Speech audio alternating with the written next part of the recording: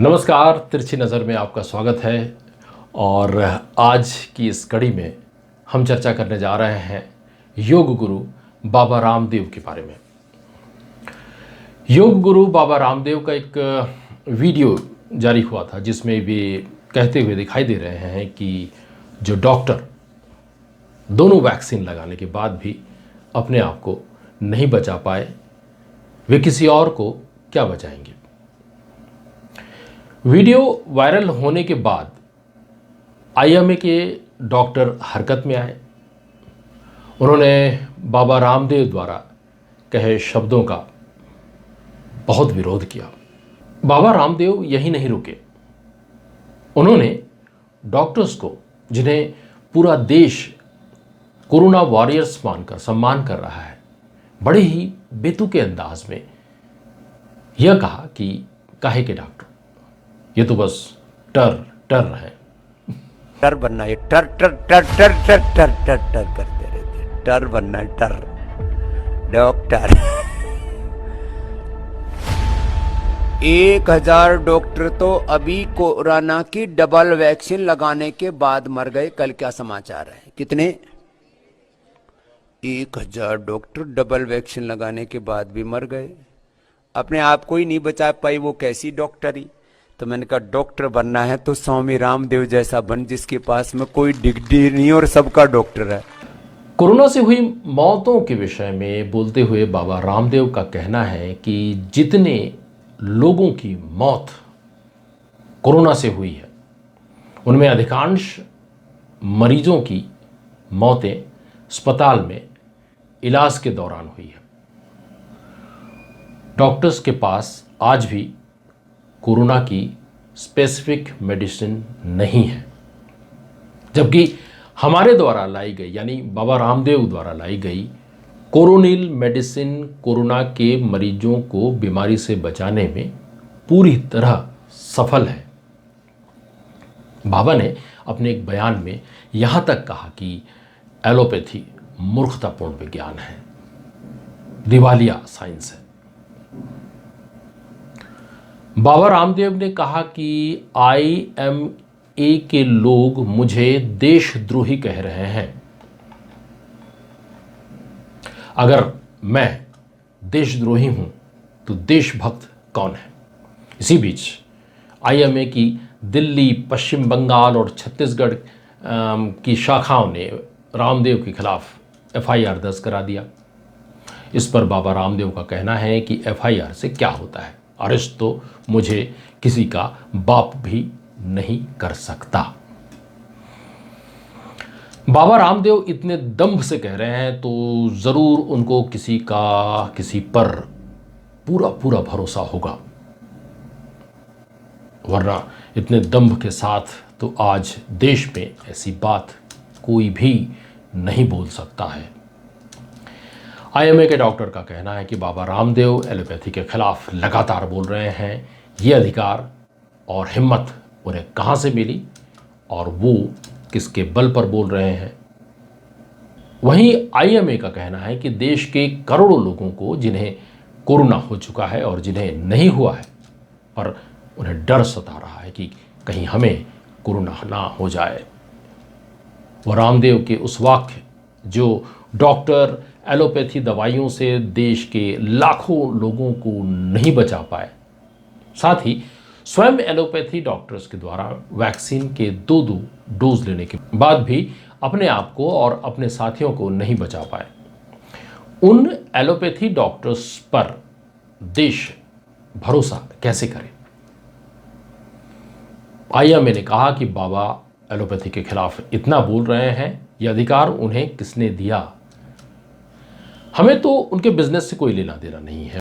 बाबा का एलोपैथी के खिलाफ बयान और टर जैसे शब्द डॉक्टर्स के लिए ठीक नहीं है। केंद्रीय स्वास्थ्य मंत्री डॉक्टर हर्षवर्धन ने पत्र लिखकर बाबा रामदेव से कहा कि आप कोरोना योद्धाओं का निरादर कर रहे हैं, आप अपना बयान वापस लें। स्वास्थ्य मंत्री डॉक्टर हर्षवर्धन के पत्र लिखने के बाद बाबा ने अपना बयान तो वापस ले लिया, पर बयान वापस लेने के बाद भी बाबा रामदेव पूरी तरह से चुप नहीं हो रहे हैं। बाबा रामदेव का कहना है कि मैंने डॉक्टर हर्षवर्धन के पत्र के बाद अपने शब्द तो वापस ले लिए हैं। ये आईएमए वाले स्वास्थ्य मंत्री डॉक्टर हर्षवर्धन पर तरह तरह के दबाव डालते रहते हैं। आईएमए और अन्य डॉक्टर्स का कहना है कि एलोपैथी की गुणवत्ता और एलोपैथी पर आमजन का भरोसा है। साथ ही डॉक्टर्स का कहना है कि हम आयुर्वेद का विरोध नहीं करते, पर बाबा रामदेव की कोरोनिल हेल्थ सप्लीमेंट्री है, न कि मेडिसिन। वहीं बाबा रामदेव का कहना है कि एलोपैथी से बीमारी को रोका जा सकता है, पूरी तरह से ठीक नहीं किया जा सकता। वहीं बाबा आगे कहते हैं कि एलोपैथी में फेफड़े को रिकवर करने के लिए क्या कोई दवा है? वो सिर्फ कंट्रोल कर सकते हैं और हम क्योर करते हैं। जून 2020 में कोरोनिल जब लॉन्च हुआ, तब लॉन्च समारोह में भारत सरकार के दो मंत्री शामिल हुए। फिर उस तथाकथित मेडिसिन के विषय में क्या कहा जा सकता है? वे दो मंत्री थे, केंद्रीय स्वास्थ्य मंत्री डॉक्टर हर्षवर्धन और वरिष्ठ मंत्री केंद्रीय सड़क परिवहन मंत्री नितिन गडकरी। आईएमए का कहना है कि बाबा रामदेव की कोरोनिल लॉन्च सेरेमनी में स्वास्थ्य मंत्री हर्षवर्धन तथा सड़क परिवहन मंत्री नितिन गडकरी को नहीं जाना चाहिए था। हमने उसी समय संज्ञान में भी लिया और ऑब्जेक्शन भी किया। कोरोनिल या कोई भी मेडिसिन बिना संबंधित विभाग अप्रूवल के बाजार में नहीं आती है। लोगों ने समझा ये कोरोनिल नामक तथाकथित मेडिसिन भी विभाग द्वारा सत्यापित होगी। लोग ऐसा क्यों ना समझे जब लॉन्च सेरेमनी में देश के दो वरिष्ठ मंत्री, खासकर देश के स्वास्थ्य मंत्री बैठे हों। बाद में डीसीसीआई, आईसीएमआर इत्यादि संगठनों ने कहा कि मेडिसिन हमारे यहाँ से अप्रूव्ड नहीं है। WHO ने भी कहा कि कोरोनिल हमने अप्रूव्ड नहीं किया है। तब बाबा रामदेव ने कहा कि कोरोनिल आयुष मंत्रालय से अप्रूव्ड है। कोरोनिल से हुई मौतों के विषय पर बात करते हुए डॉक्टर राहुल भार्गव ने कहा कि वैसे तो कोरोनिल खाते खाते भी कई लोग मर गए हैं, तब बाबा को इस तरह की बात नहीं करनी चाहिए। डॉक्टर जयेश लेले और रवि वानखेड़े का कहना है कि जब देश ही क्या पूरी दुनिया में कोरोना शुरू हुआ, तब दुनिया में कोरोना की कोई स्पेसिफिक दवाई नहीं थी। डॉक्टर्स ने कई दवाओं को ट्राई किया, वह भी WHO और अन्य संस्थाओं के मार्गदर्शन में। आईएमए का कहना है कि हम सुप्रीम कोर्ट जाएंगे और एलोपैथी पर दुनिया के आमजन का जो भरोसा है उसे टूटने नहीं देंगे। इस लड़ाई में बाबा रामदेव के दूसरे साथी आचार्य बालकृष्ण भी बयान देकर शामिल हो गए। उन्होंने कहा कि डॉक्टर लेले एलोपैथी के नाम पर कलंक है। तब लेले ने कहा, ये लड़ाई बाबा रामदेव ने शुरू की है, खत्म हम करेंगे। डॉक्टर रवि वानखेड़े ने आचार्य बालकृष्ण की डिग्री के मुद्दे को उठाया। एक टीवी डिबेट में पूछा कि क्या सही में आपके पास कोई डिग्री है? इस पर आचार्य बालकृष्ण आपा खो बैठे और बोले, डिग्री की क्या बात करते हो, मैं मेडिकल कॉलेज का संचालन करता हूं, सैकड़ों डॉक्टर्स मेरी देखरेख में काम करते हैं, तो मेरी डिग्री पर सवाल पूछने वाले होते कौन हो? पर पूरी टीवी डिबेट में आचार्य बालकृष्ण ने अपनी डिग्री की बात पर चर्चा नहीं की। साथ ही कहा कि तुम और तुम्हारी एलोपैथी अपने हजारों डॉक्टर्स को तो बचा नहीं पाए, साथ ही देश के लाखों कोरोना पीड़ित आमजनों की जान भी चली गई। ऐसे में देश इन डॉक्टर्स पर भरोसा कैसे करे? बालकृष्ण जी, आपकी डिग्री के विषय में सवाल उठा रहे हैं, आपके पास कोई डिग्री है? सीधा सीधा जवाब दे दीजिए ना। अरे भाई, मेरे पास मैं बताना चाहता हूं आपको, नेशनल इंटरनेशनल लेवल के 500 साइंटिस्ट काम करते हैं, पहले सुनो। हाँ। और दूसरी बात, मैं आयुर्वेदिक पीजी कॉलेज चलाता हूं। मेरे पास कम से कम 100 से ज्यादा आयुर्वेद के पीजी डॉक्टर्स काम करते हैं।